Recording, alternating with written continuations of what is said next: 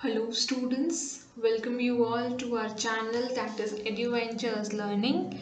Here we were discussing about the chapter 9 of class 10, the chapters that are included in the NCERT books of standard 10. The ninth chapter, that is heredity and evolution. I've already uploaded all the videos related to heredity and its topics, subtopics. You can definitely go through the videos. I will mention the link below in the description box. If you guys have not seen that, just go and have a look at it. The heredity topic is very much important. It is included in the cut down syllabus of standard 10 as well for the session of 2021 exam. Today we will be discussing about Darwinism. What is Darwinism, or the theory of natural selection? Who was the man behind this theory? Who gave all these principles and theories regarding evolution? We will be discussing so much of things today about this. So starting with who was the man behind all this? He was Mr. Charles Robert Darwin. Charles Robert Darwin was the man who was responsible, like who gave the theory of Darwinism, or the natural selection of evolution. The man was born on 12th of Feb in 1809 in England. Do you remember? 12 February 1809 in England. He visited many islands of South America, South Africa, Australia, and Galapagos Islands. The man was very much fond of roaming around, so he went to so many islands, he visited so many islands. Some were South America, South Africa, Australia, and Galapagos Islands. Darwin was influenced by two books. Of course, every man needs influential or motivational things in life to do something bigger, to achieve something bigger. So in his life, in life of Charles Robert Darwin, he got influenced by two books. Those were Principle of Population, number one. The writer was Malthus, and the second was Principle of Geology by Charles Lyell. Okay, so this is evolution. As you guys know, evolution is a lifelong process, and it's very important for our human life to have evolutions. This was the first ancestor. We used to look like this. Our ancestors used to look like this. Monkeys or Alps, you can see, right? Alps. They were the Alps. They used all their limbs, both the hands and both the legs, to walk, to roam around. They used to eat everything that they used to get: animals, flowers, plants, trees, fruits, vegetables, everything in a raw manner. Of course, there was no fire at that time. तो जितने भी लोग हुआ करते थे, वो सारे के सारे लोग, I mean Alps जो हुआ करते थे, वो सारे के सारे जो चीज़ें उन्हें अच्छी लगती थी, they used to eat and throw the remaining things. जो उनसे खाया जाता था वो लोग खा लेते थे, बाकी चीज़ों को वेस्ट कर देते थे. धीरे धीरे दे उनको ये पता चला कि अगर वो सारी चीज़ें ऐसे ही खाते रहे और बर्बाद करते रहे तो there will be nothing more to live around, because उस समय तो उन्हें फार्मिंग वगैरह नहीं आती थी ऑफकोर्स. तो ये धीरे धीरे धीरे धीरे इवोल्यूशन आया कि लोगों ने पहले ऐसे, फिर थोड़े से चेंजेस आए, फिर उन्होंने हंटर्स बनाए. Like you can C in this picture here, कुछ ऐसे चीज़ें बनाई, ऐसी नुकीली चीज़ें बनाई जिससे उन लोगों को अपने आप को सेफ फील करने लगे. एनिमल्स को मारने के लिए भी यूज़फुल थी और ख़ुद को सेफ करने के लिए भी. देन जितने भी उनके हंटिंग एंड पोचिंग के औजार थे वो सब चेंजेस आने लगे उनमें, राइट. तो this is how we changed ourselves. कुछ चीज़ें पहले से इनहेरिट हुई, कुछ चीज़ें बाद में हमने सीखी, और वो from one generation to another generation change होते होते, कैरी फॉरवर्ड होते होते आज हम लोग इस स्टेटस में हैं.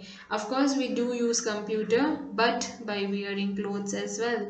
So this is not the exact way we use our computers. We do wear lots of things, especially in the winter season, but this is the process, or this is the table, this is the picture which shows that how man evolved. how evolution happened in the human beings. So, Darwinism is all about the theories of Mr. Charles Darwin in his book Origin of Species. Remember, Darwin का अपना book था Origin of Species, in which he represented the theory of natural selection. Darwinism का another name the theory of natural selection भी है. Darwin's theory of natural selection was based on certain facts. Darwin के जो theory थे natural selection के, वो कुछ बहुत इंपॉर्टेंट फैक्ट्स पे डिपेंडेंट थे. एंड वो फैक्ट्स क्या क्या थे? Over production. सबसे पहला फैक्ट था ओवर प्रोडक्शन. ये हमने ऑलरेडी रिप्रोडक्शन चैप्टर में भी डिस्कस किया था.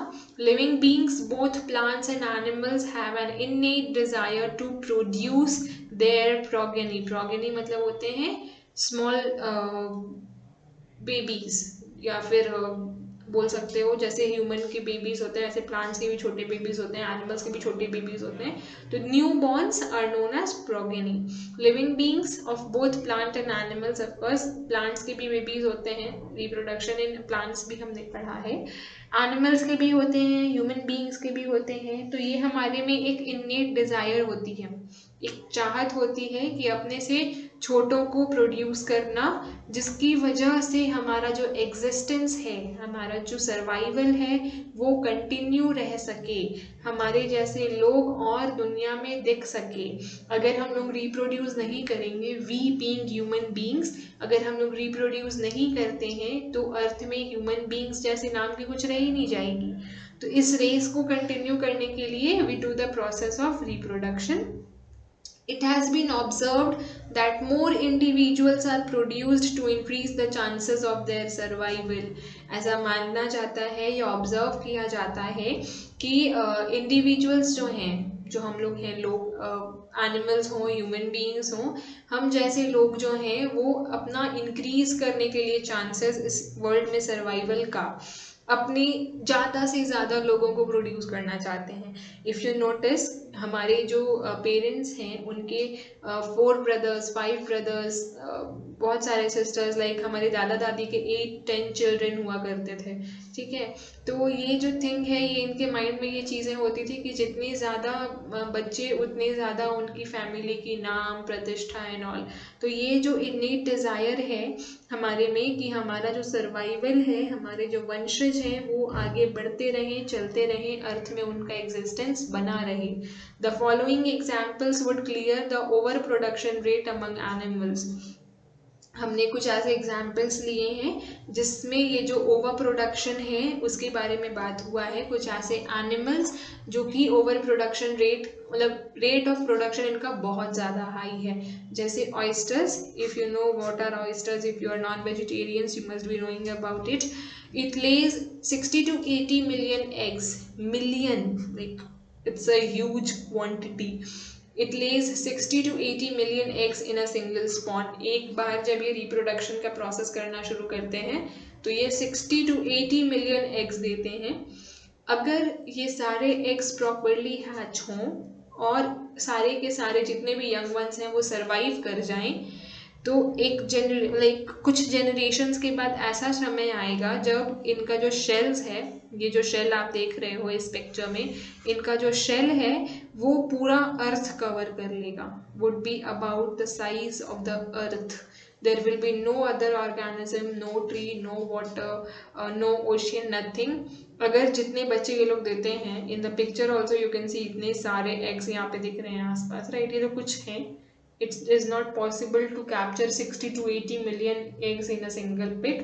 ये जो आप देख रहे हो यहाँ पे इतने सारे eggs इन्होंने दे रखे हैं. अगर ये सारे के सारे अच्छे से हैच होते हैं, अच्छे से डेवलप होते हैं, अच्छे से सर्वाइव करते हैं, तो कुछ जनरेशन्स के बाद ऐसा होगा कि पूरे के पूरे अर्थ में सिर्फ शेल्स ही रह जाएंगे और कोई नहीं दिखेगा. तो ऐसा क्यों होता है कि ये लोग इतने सारे एग्स इसलिए दे देते हैं क्योंकि दे नो कि ऐसे बहुत सारे ऑर्गेनिज्म और भी हैं जो इनके एग्स को डैमेज कर देंगे या जो इनकी न्यू वंस हैं वो सर्वाइव नहीं कर पाएंगे. And it is very important process in our ecosystem. जो फिशेज होती हैं या जो व्हेल्स एंड शार्क्स होते हैं वो ये सब खा जाते हैं, इनके एग्स को खा लेते हैं. फ्रॉग्स जो होते हैं वो लोग इसको खा लेते हैं, ठीक है। तो इसकी वजह से क्या होता है, ये शेल्स जो हैं वो कम हो जाते हैं, एग्स कम हो जाते हैं और सारे के सारे सर्वाइव नहीं कर पाते हैं। सारे के सारे सर्वाइव करना पॉसिबल ही नहीं है, या अगर हो भी जाए पॉसिबल तो it will be drastic. Number 2 is paramecium. It divides at a rate of 3 times in 48 hours. Paramecium जो है, इसके बारे में भी हमने प्रीवियस चैप्टर्स में पढ़ा है, सेल टिश्यूज एंड ऑल में। इसमें पैरामीशियम का एक क्वांटिटी है कि it divides at a rate of 3 times in 48 hours. 48 hours में एक पैरामीशियम 3 में कन्वर्ट हो जाता है, ठीक है। क्योंकि ये असेक्सुअल सेक्स करता है और इसमें जो रिप्रोडक्शन है वो असेक्सुअल रिप्रोडक्शन होती है, तो इसमें हम लोग बहुत ज़्यादा चीज़ नहीं सोच सकते हैं।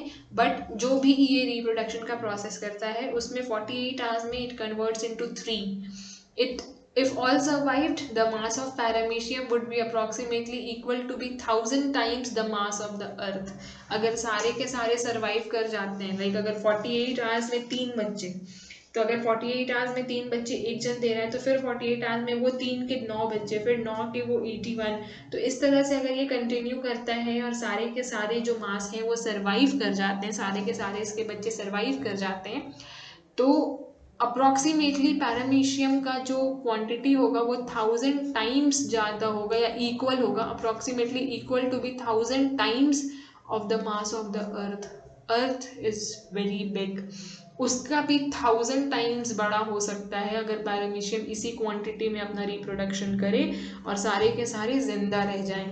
तो you can imagine the mass and the quantity of it.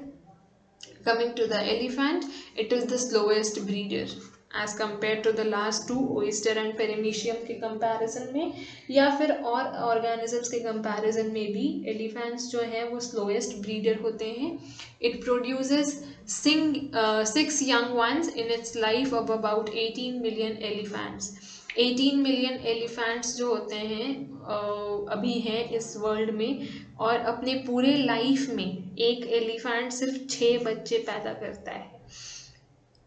In real as well अगर हम लोग देखें तो एक ह्यूमन बीइंग के चाइल्ड को डेवलप होने में, टेक इन बर्थ करने में उसे 9 मंथ लगते हैं।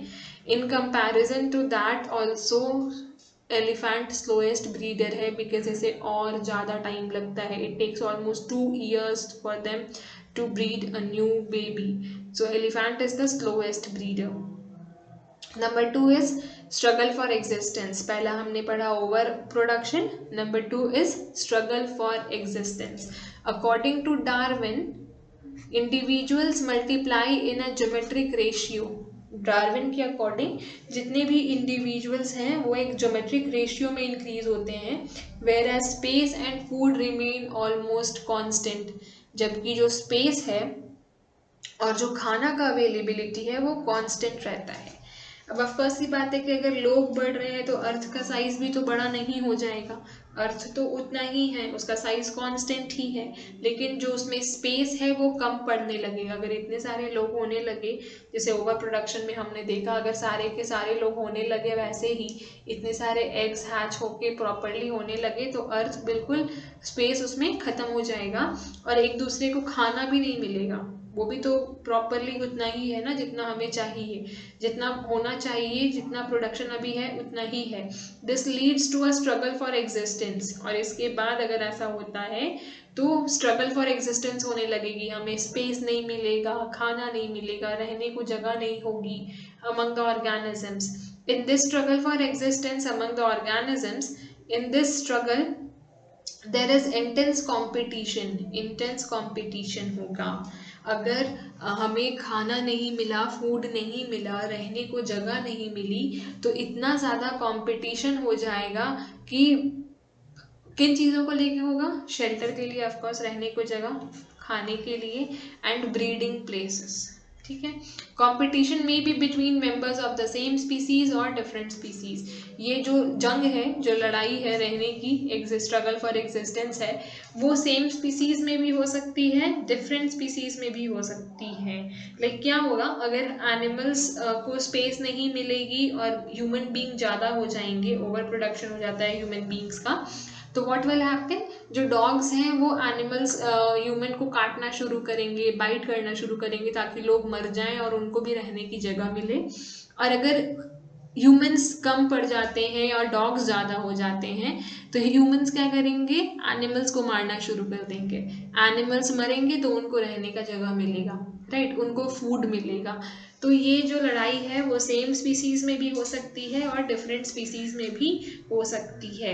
In the picture below you can C struggle for existence किस तरह से हो रही है। Competition among members of a species for food, living space and other necessities of life.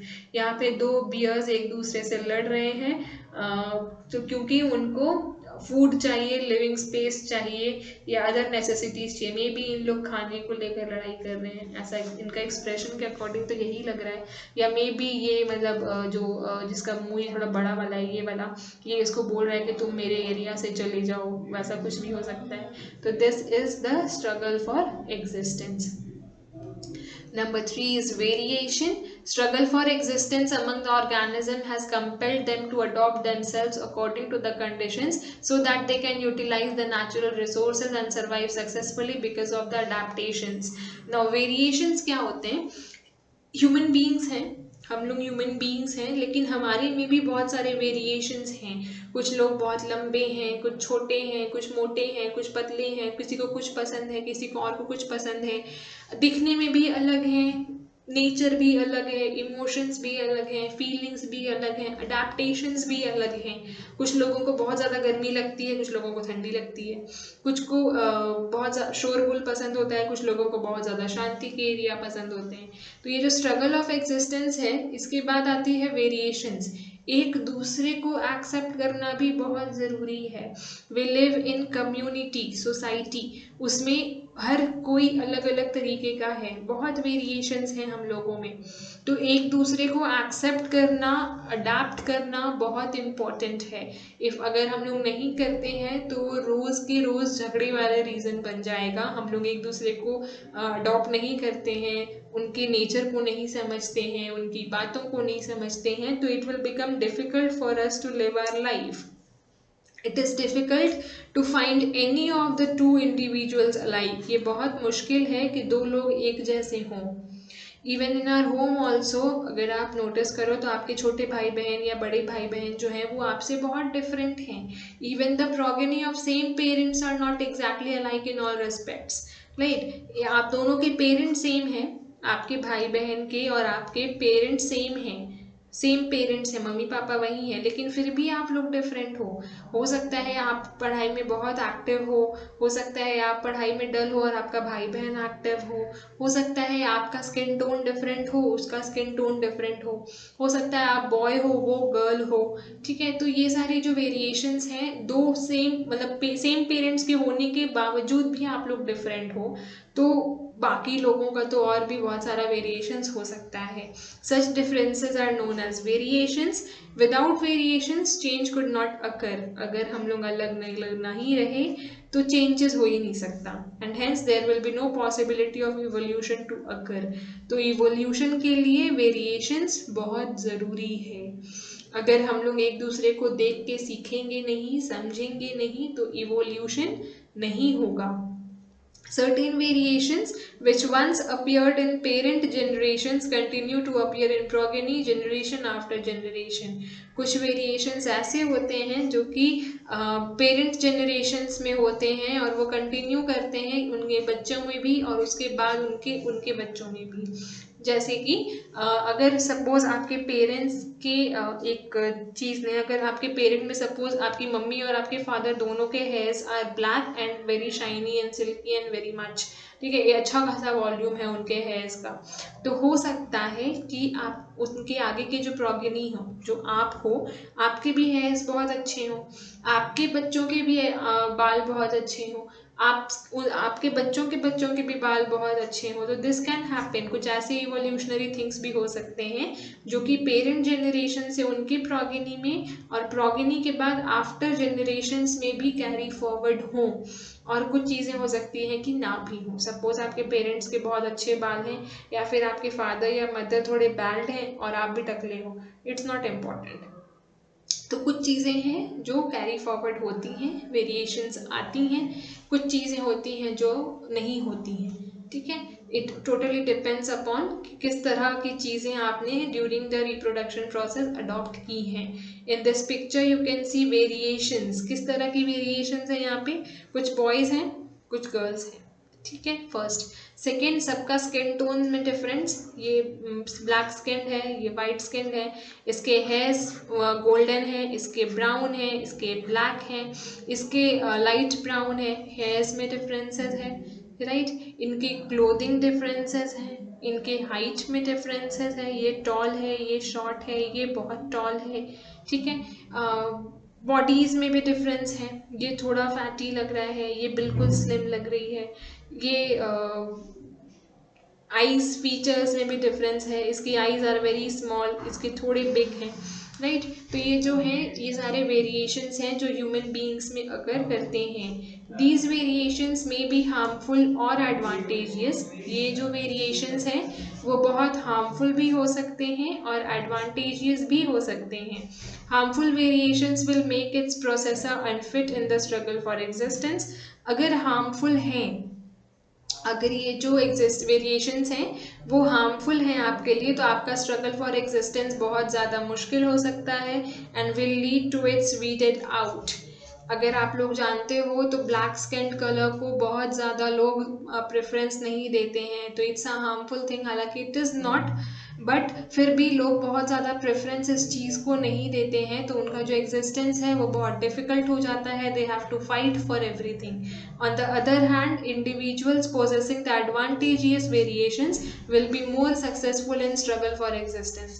और इसके ऑपोजिट, जिसके पास एडवांटेजियस वेरिएशंस हैं, उन लोगों के लिए लाइफ थोड़ी ज़्यादा सक्सेसफुल और ईजी हो जाती है। The next is survival of the fittest. The next thing was survival of the fittest. During the struggle for existence, only those individuals can survive which have advantageous adaptations. As we read about advantageous adaptations and the harmful adaptations, तो survival of the fittest में क्या होता है, जो nature है वो already उन लोगों को चुनती है जिसके पास एडवांटेजियस अडेप्टेशंस हैं। Those who are strong to live and continue their life on earth, उनको अडॉप्ट करती है, उन्हीं को ज़्यादा प्रेफरेंस दिया जाता है naturally. It's not dependent on us, it is naturally happening. और वेरिएशंस, द इंडिविजुअल और races without these variations will be rooted out. अगर ये वेरिएशंस नहीं होंगे, इंडिविजुअल्स में डिफरेंसेस नहीं होंगी, तो इवोल्यूशन के चांसेस तो ऑलरेडी ख़त्म हो ही जाते हैं। उसके साथ साथ जो वेरिएशंस हैं उनमें भी chances of lacking होती है। Nature selects only those variations which are suitable. Nature उन्हीं वेरिएशंस को चूज करती है जो कि सूटेबल है, जो इनका एग्जिस्टेंस कंटिन्यू हो सकता है। This is what Darwin termed as natural selection. और इन्हीं चारों थिंग्स को कंसिडर करते हुए डार्विन ने अपना थ्योरी दिया नेचुरल सिलेक्शन का, और इन्हीं चीज़ों को एक साथ कंसिडर करते हुए जितनी भी चीज़ें हमने अभी पढ़ी, for example over production, we read about over production, then struggle for existence, then variations, then survival of the fittest. इन चारों चीज़ों के बाद जो फाइनली ऐसे ओवर प्रोडक्ट्स आते हैं जिसको एग्जिस्टेंस मिल सकती है, जो लोग कंटिन्यू कर सकते हैं लाइफ में, जिन लोग अर्थ में अपनी लिविंग को कंटिन्यू कर सकते हैं, उन्हें ही ये प्रेफरेंस दी जाती है कि वो लोग यहाँ पे रहें और अपना एग्जिस्टेंस कंटिन्यू करें। This is what Darwin termed as natural selection. In the picture as well you can see ये जो chasing and conflict वाला thing है। First we will be talking about chasing. The leopard is chasing to an animal, maybe it's a deer or some other animal, but whatever it is, ये जो leopard है वो उसे chase कर रहा है। अगर ये chase कर लेता है, if it get caught, तो वो इसका food बन जाएगा, अगर नहीं होता है तो he will run and live his life completely. So this is the survival of the fittest. अगर ये fit नहीं रहता है, नहीं यहाँ पे chase कर पाता है, तो या तो ये भूखा रहेगा या तो ये मरेगा, दोनों में से कोई एक चीज़ होगा, पर सर्वाइव कोई एक ही करेगा। या तो ये भूख से मर जाएगा या तो ये खाना बन के मर जाएगा। सेकेंड है कॉन्फ्लिक्ट, यहाँ पे भी आई गेस स्पेस को लेकर या फिर किसी और चीज़ को लेकर ही फाइट हो रही है, मे बी इट्स फूडिंग और स्पेस, दो चीज़ें ही हैं जो कि सर्वाइवल ऑफ द फिटेस्ट में आती हैं। तो इसमें क्या हो रहा है, दो एनिमल्स ऑफ सेम स्पीसीज, यहाँ पे डिफरेंट स्पीसीज थे, एक लेपर्ड था एक डियर था, यहाँ पे दोनों सेम स्पीसीज हैं, आई गेस ड्रैगन्स हैं या फिर इनका जो फाइट है वो या तो स्पेस को लेकर है या फूड को लेकर है। जो भी है इसमें से जो भी विन करता है, one will die one will live, the one who will live is the fittest, he will survive his life on the earth and continue his living. So this was all about Darwinism, the theories which he gave, the natural selection theory, and the things which he considered while concluding about evolution. I guess, I hope this topic is very much clear, and if not, if you have any doubt regarding it, you can comment me down. I will try to solve all your issues. Thank you for watching.